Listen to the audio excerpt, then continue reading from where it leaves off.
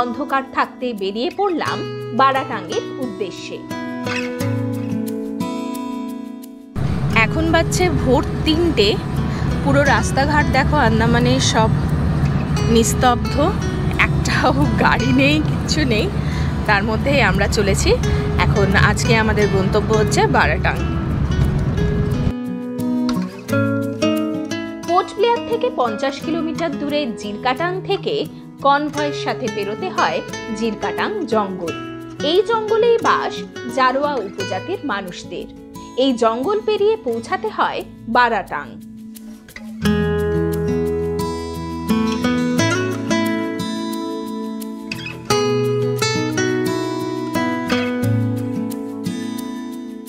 সুপ্রভাত বন্ধুরা, আন্দামান ভ্রমণের 6ষ্ঠ পর্বে তোমাদের সবাইকে জানাই স্বাগত। আজকে আমরা যাচ্ছি বারাটাঙ্গে। আমরা আমাদের এই সম্পূর্ণ আন্দামান ট্যুরটি ডেস্টিনেশন ডেজের মাধ্যমে করেছিলাম, আর আমাদের অভিজ্ঞতা অসাধারণ। আমরা চলে এসেছি জেরটাঙ্গে। এখানে বেশ কিছুক্ষণ আমরা ওয়েট করলাম। আমরা 4টের মধ্যে ঢুকে গেছি, আর এখন বাজছে 5:50। 6টার সময় এই চেকপোস্টটা ওপেন হবে এবং আমরা যাব ভেতরে। তো এই জায়গাটাতে বলে রাখি, এখানে কিন্তু একটা দোকানও রয়েছে। তোমরা চাইলে এই জায়গাটাতে কিন্তু খাবার দাবার খেতে পারো। এখানে ওয়াশরুমেরও ব্যবস্থা রয়েছে, লেডিস জেন্টস বোথ ওয়াশরুম রয়েছে, তো তোমাদের সমস্যা হবে না। এক্ষেত্রে বলে রাখি, পোর্ট ব্লেয়ার থেকে বারাটাঙ্গের এই সারাদিনের ট্যুরের জন্য গাড়ি ভাড়া পড়ে 4 থেকে 5,000 টাকার মতো। এই জেরটাংটা কিন্তু পোর্ট ব্লেয়ার থেকে 50 কিলোমিটার দূরে। এরপরে আমাদেরকে আরও 50 কিলোমিটার ওনারা কনভয়েতে করে নিয়ে যাবেন। সেই সময় কিন্তু কোনো রকম ভিডিওগ্রাফি বা ফটো তোলা কোনো কিছুই কিন্তু অ্যালাউড নয়। তো এখানে পারমিটের জন্য কিন্তু আইডি প্রুফ লাগে। যে কোনো আইডি প্রুফ তোমরা নিয়ে আসতে পারো, আধার কার্ড, ভোটার কার্ড। তো সেটা দিয়ে তোমাদেরকে পারমিটের জন্য ফর্মটা ফিল আপ করতে হবে।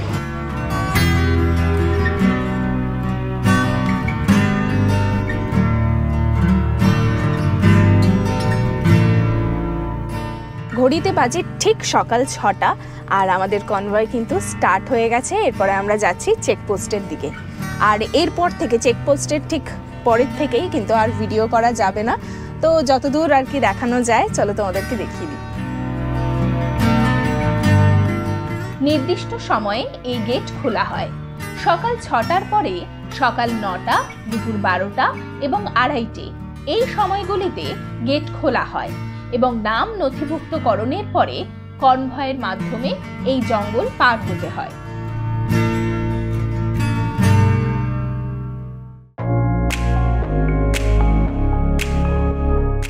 জঙ্গল পার করে এবার অপেক্ষা করতে থাকলাম ফেরির জন্য।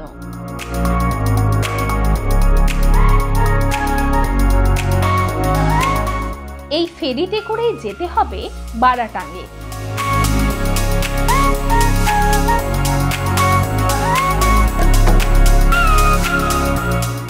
এখানে মূলত ভেহিকল ফেরির দ্বারাই পারাপার করানো হয়। ফেরিতে মানুষের পাশাপাশি বাস এবং অন্যান্য গাড়িও পারাপার করানো হয়।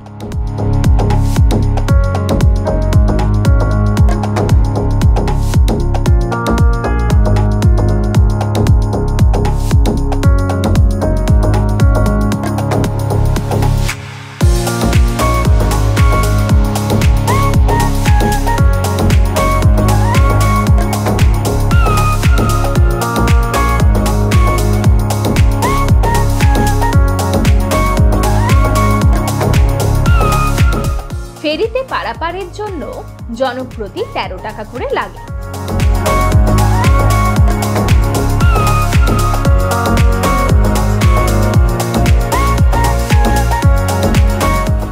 এই ফেরি করে বারাটাং পৌঁছাতে আমাদের সময় লাগলো প্রায় 15 মিনিট।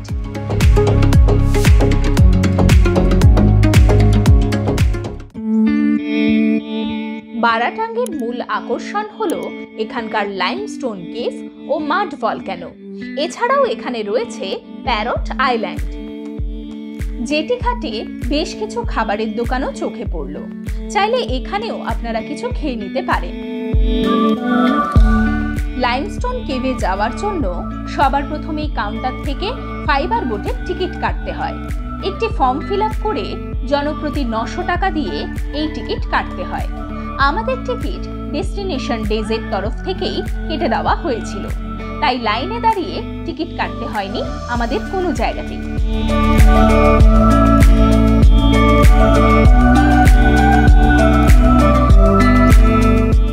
লাইফ জ্যাকেট পরে উঠে পড়লাম লাইমস্টোন কেভে যাওয়ার জন্য আমাদের বোটে।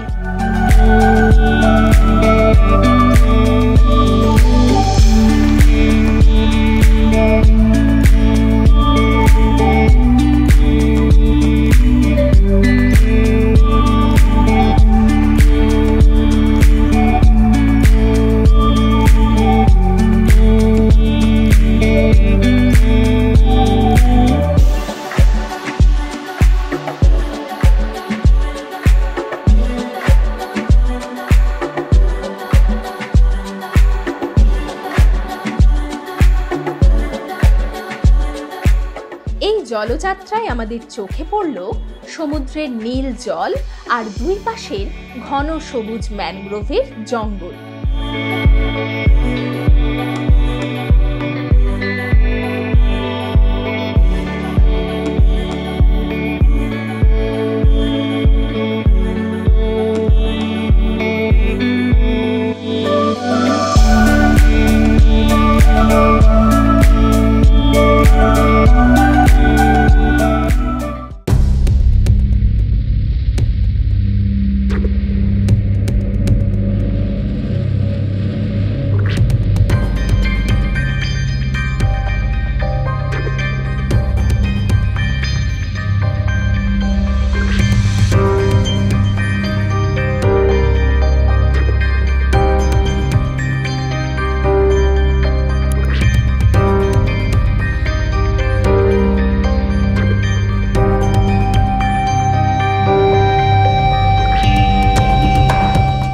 মাত্র 20 মিনিটের এই জলযাত্রার পরে পৌঁছে গেলাম জেটি ঘাটে।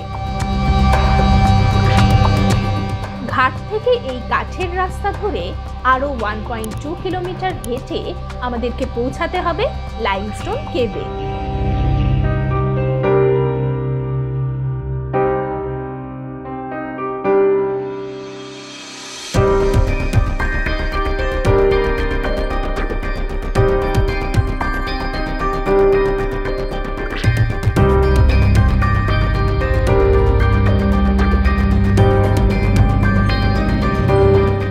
এই জায়গাটি দেখে আমাদের সুন্দরবনের ম্যানগ্রোভ জঙ্গলের কথা মনে পড়ে গেল।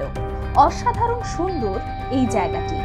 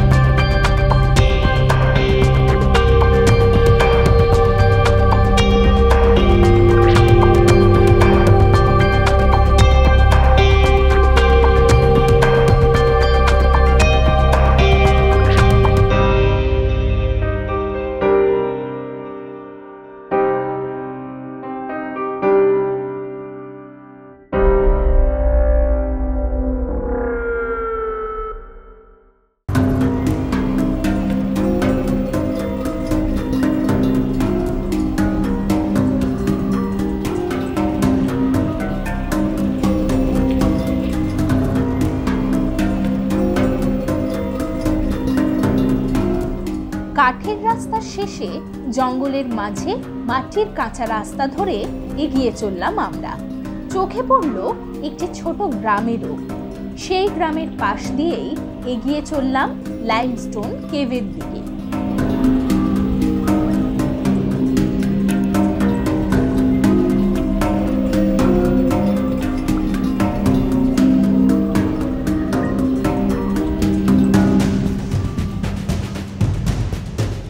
লাইমস্টোন কেভে যাওয়ার পথে ধূমপান সহ কোনো খাবার খাওয়া এবং প্লাস্টিকের ব্যবহার সম্পূর্ণ নিষিদ্ধ।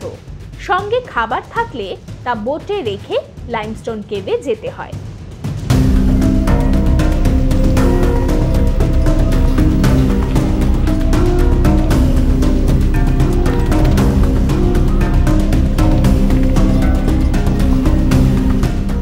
যাত্রাপথে স্থানে স্থানেই ছিল বিশ্রাম নেওয়ার জায়গা।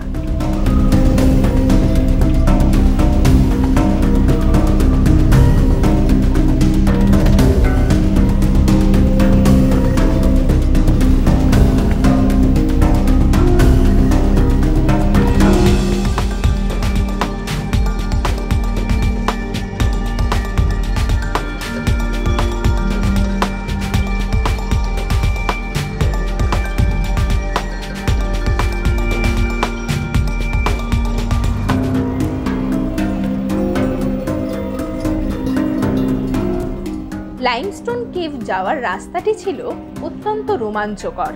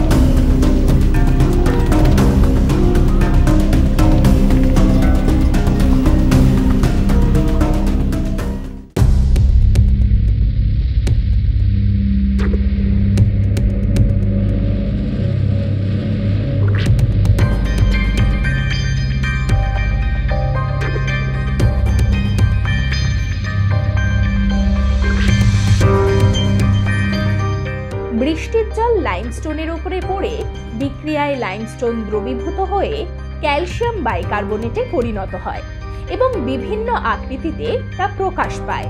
হাজার হাজার বছর ধরে এভাবেই এই লাইমস্টোন কেভ তৈরি হয়েছে।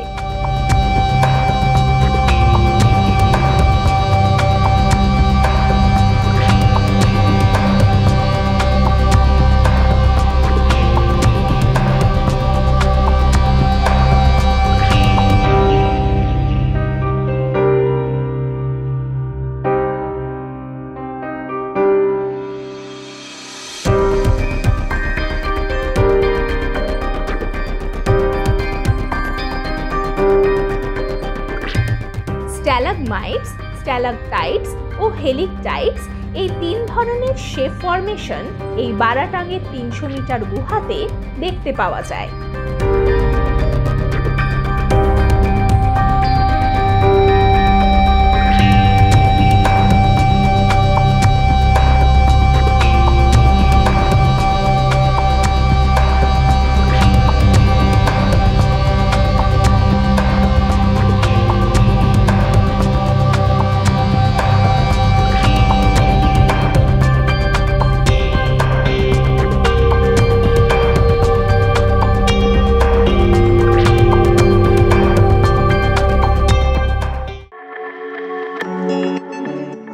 লাইমস্টোন কেভ থেকে বেরিয়ে সামনে থাকা লেবুর শরবতের দোকান থেকে একটু শরবত খেয়ে খানিকক্ষণ বিশ্রাম নিয়ে আবার আমরা রওনা হলাম জেটি ঘাটের দিকে। জেটিতে এসে আমাদের অপেক্ষারত বোটে করেই আবার রওনা দিলাম বারাটাঙের উদ্দেশ্যে।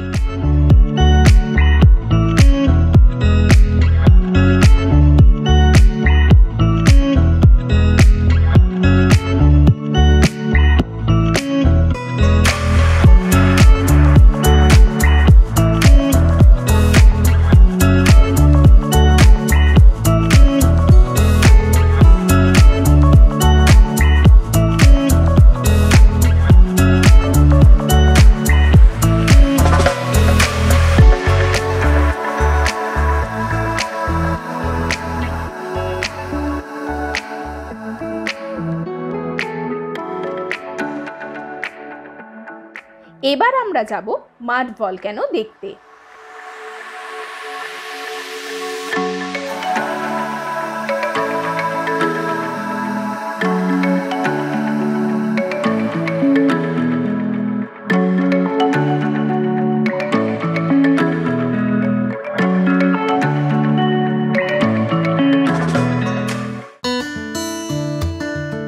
এখান থেকে 7 কিলোমিটার দূরে এই মাড ভলক্যানো, যা পৌঁছাতে সময় লাগে 30 মিনিট মতো। শেয়ার গাড়িতে জনপ্রতি 200 টাকার বিনিময়ে আপনারা সহজেই পৌঁছে যাবেন এই মাড ভলক্যানোতে।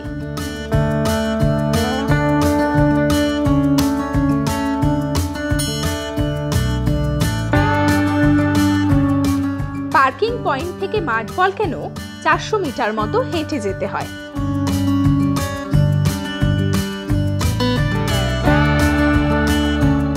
এই মাড ভলক্যানো পৌঁছানোর রাস্তাটি অত্যন্ত মনোরম।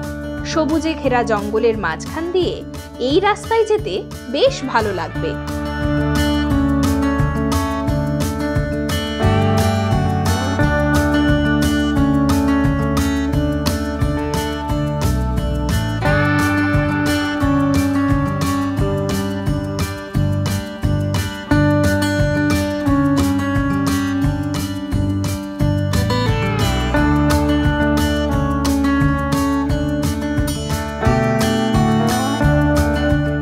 আন্দামান নিকোবর দ্বীপপুঞ্জে মোট 11টি মাড ভলক্যানো আছে, যার মধ্যে 8টি রয়েছে এই বারাটাঙ্গে।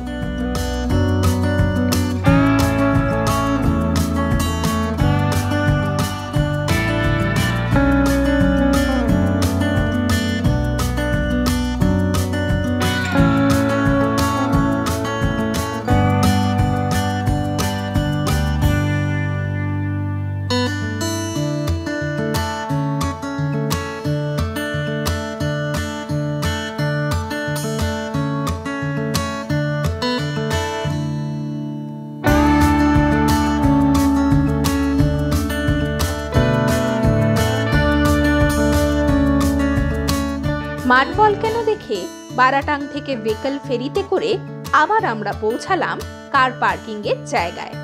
আমাদের গাড়িতে করে দুপুর 12:30টার কনভয়ে আমরা রওনা দিলাম পোর্ট ব্লেয়ারে আমাদের হোটেলের উদ্দেশ্যে। আজ অর্থাৎ ফেব্রুয়ারির 6 তারিখে আমরা আন্দামান থেকে আবার ফিরে যাচ্ছি কলকাতাতে। আন্দামান সিরিজের এটাই আমাদের লাস্ট পর্ব। আশা করছি আন্দামান সিরিজ তোমাদের খুবই ভালো লেগেছে, আর যদি ভালো লেগে থাকে তাহলে অবশ্যই লাইক করবে, শেয়ার করবে আর সাবস্ক্রাইব করবে আমার চ্যানেলটা। আজকে তাহলে আসছি, দেখা হচ্ছে একটা নতুন জায়গাতে নতুন ভিডিওর সাথে। টাটা।